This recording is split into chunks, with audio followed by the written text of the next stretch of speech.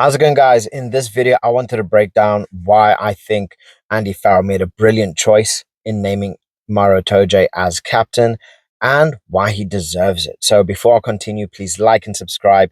It really does help my channel grow.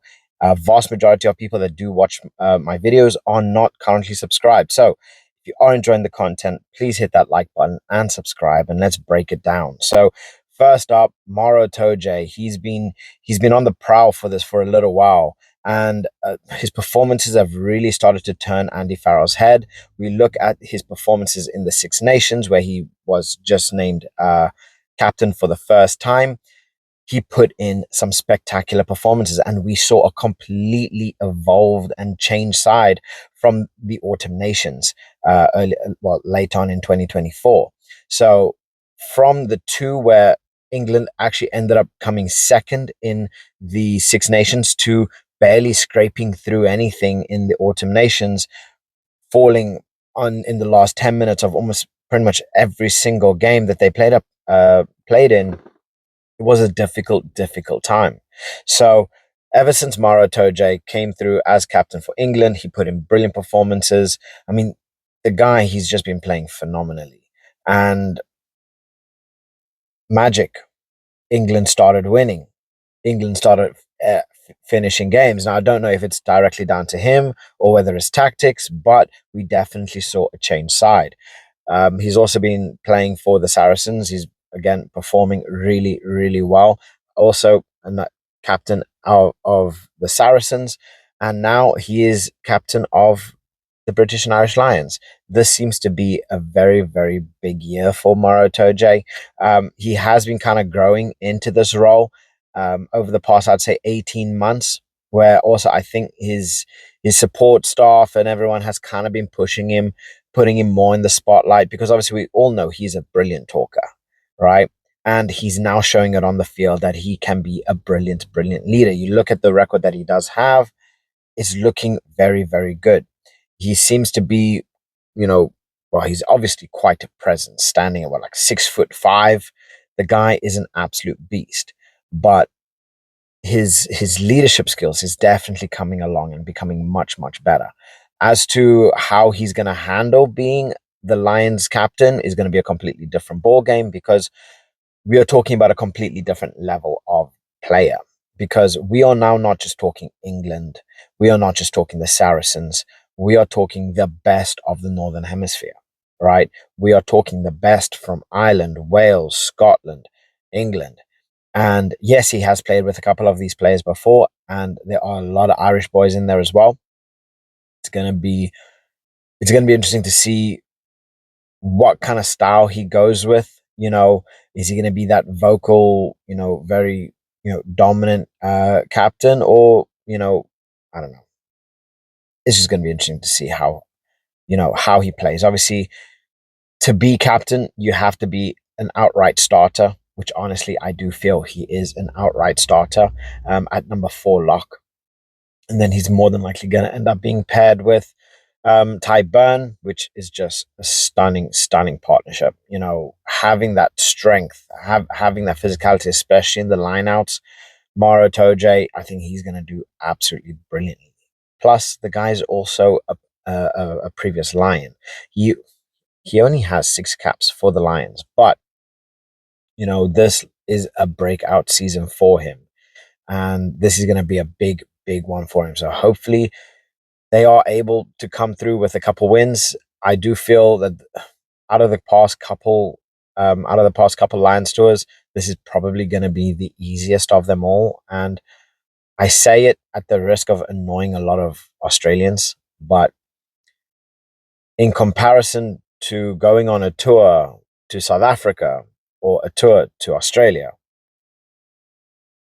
and wanting to get a win, I would much rather prefer going to Australia, right? So don't get me wrong, it's not going to be an easy task by any means, but you're looking at the talent that's on show, looking at the squad, the ability.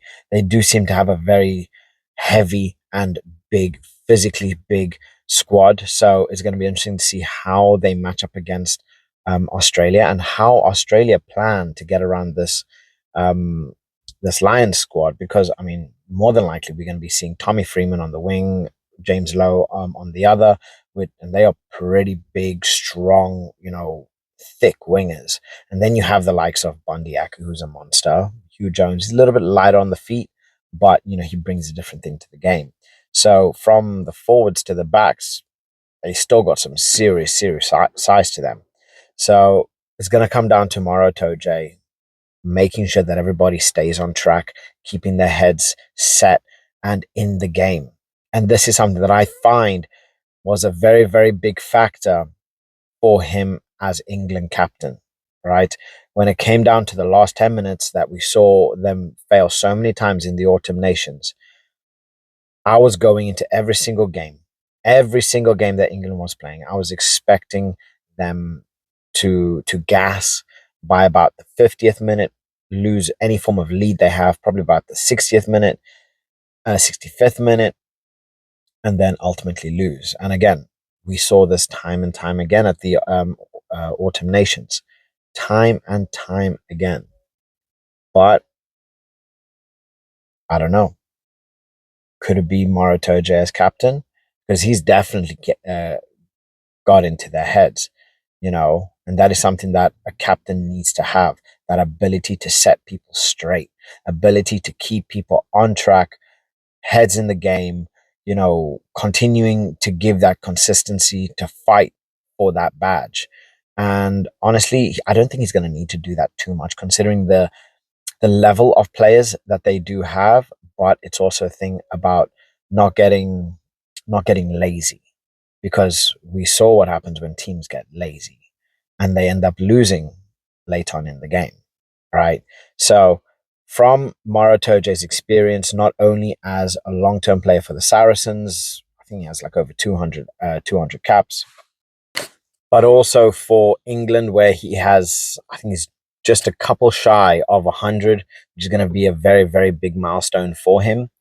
And then obviously he's got 6 Lions caps. So he's still at a very good age. He's 30 years old. I mean, he could potentially get to the next Lions tour, depending on how well he looks after himself, how well he keeps him. He'll be 34 years old by then. Still, for a lock, is pretty good in age. He's not too old. He's still got some to give, a lot of experience. But again, it's going to come down to performances, because as we saw, Henry Pollock getting called up to the Lions, performances. So we'll see. Hopefully by then, um, Maro Itoje would have, knocked up another 100, 200 more to 100 more appearances for the Saracens. You know, get himself quite a few more England caps. But I don't know. I think he's right. I feel he is right. Everything that he's been doing has been building up to this moment, right? His leadership, the way he's been putting himself out, the media, he is primed and ready to face the media, because this is going to be a big, big job for him, because he needs to do both, right? There are some players that they just want to be on the field.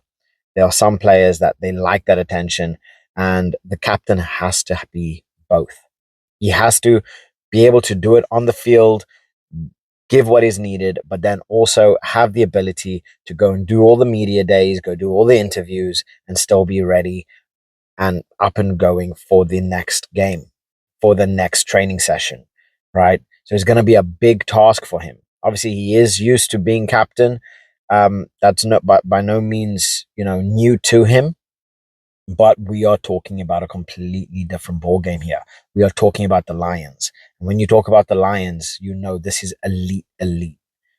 Only the best are capable of doing this and doing it properly. So I really hope Maro Itoje is going to do some magic. I feel that he is right, and I feel that he is going to lead the Lions to a whitewash of Australia. And I don't think Australia is going to get a single win, no matter where it is, considering the team, considering the ability that's going to be on the field, considering just everything.